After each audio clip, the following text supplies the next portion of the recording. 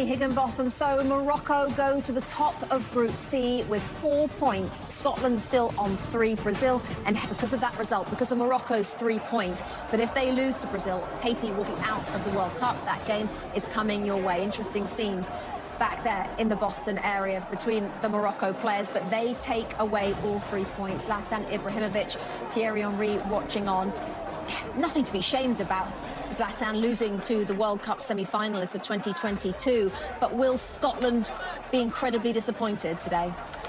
They have 3 points. They still have another game to go, and with this new format of World Cup, the third position can also go through, so they shouldn't be too sad because they're playing against a good team. Morocco didn't have their best game today, but remember, it's a top 10 nation in the ranking, and they played with stability today, Morocco, but I think Scotland, the last third of the pitch, was not good enough. A line for the goal scorer today. Andy had a goal, of course, in the first game. Ismael Saibari, heading, it sounds like, to Bayern Munich. You like him? Yeah, I do like him. I like the way he's been playing at Eindhoven. He can play on the right, he can play on the left, and now he can show that he can play in the middle.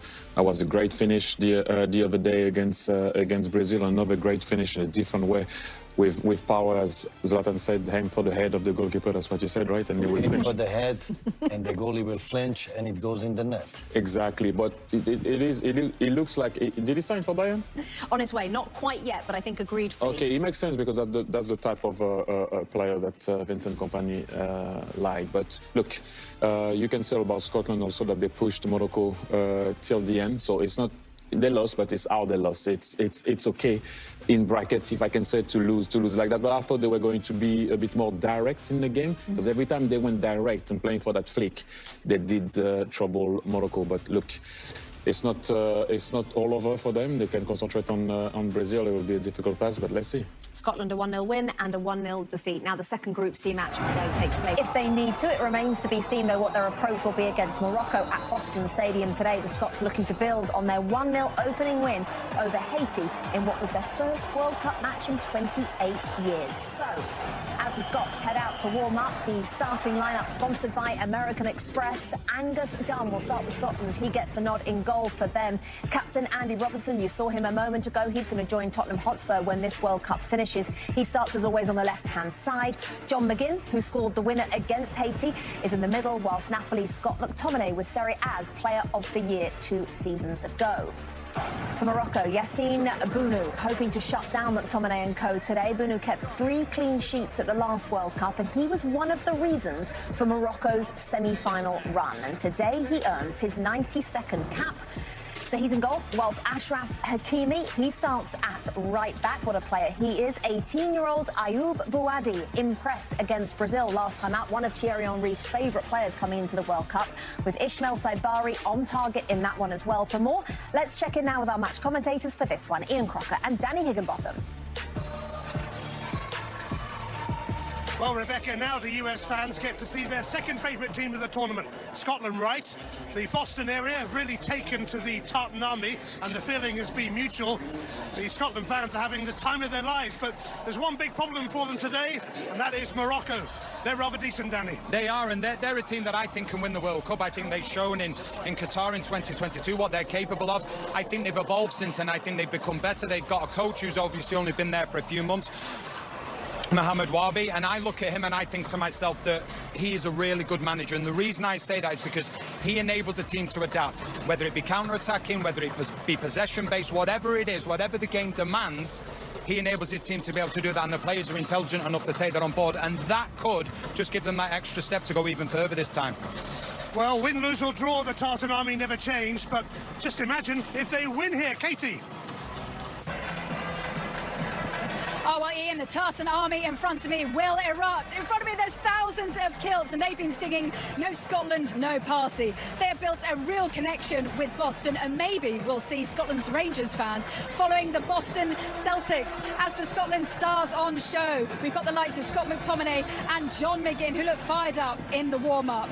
And a fun stat for you, Rebecca. Since 1970, 73% of Scotland's World Cup goals have been scored by Max. McCoist, McTominay and McGinn. So maybe, will there be a Big Mac today? As for Morocco, they reached the semi-finals of the World Cup and all their eyes are on their teenage sensation, Oud Bouhaddi, just like Thierry. Will he star today? So strap yourselves in. This should be quite the spectacle on and off the pitch.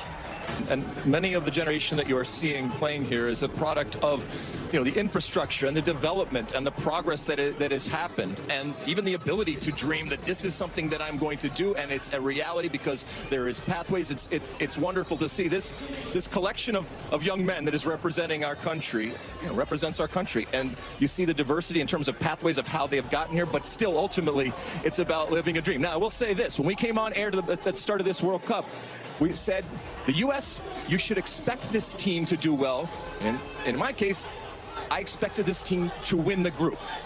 They still have one more game. They have done what we expected. Doesn't mean it's not worthy of celebration, especially in the way that which they did it, but they still have plenty of work to do, but they can celebrate tonight and then get back to work tomorrow. First shutout in 10 games. Defense was a question mark coming into this tournament. So was Chris Richards, that real anchor in the middle of the back line. Remember, had the ankle injury, went 26 days without playing a game, gets the start in game one, goes the full 90. His numbers today, a game high 110 touches. Remember, game one, his passes, 84 for 84. Today, 91 of 95. And Clint, he showed some real physicality as well, particularly in the second half. Yeah, I mean, that's what you need. You need someone that's winning the ball, someone that's a dominant presence back there, someone who's cool, calm, and collected on the ball, being able to pass out, also to slide over for players when they need it. I mean, the whole back line played great today. I mean, it's really hard to pick out one person for man of the match, but when you think about this team and you think about what Chris Richards means to this back line, he was just a huge boost to have him fit, and he's performed really well, especially going 20-something days without playing. It's truly impressive. Turkey is going to be a very different type of challenge in terms of the possession or the lack of possession that the U.S. has, because they like to have the ball, and these first two games the U.S. has had a lot of the ball.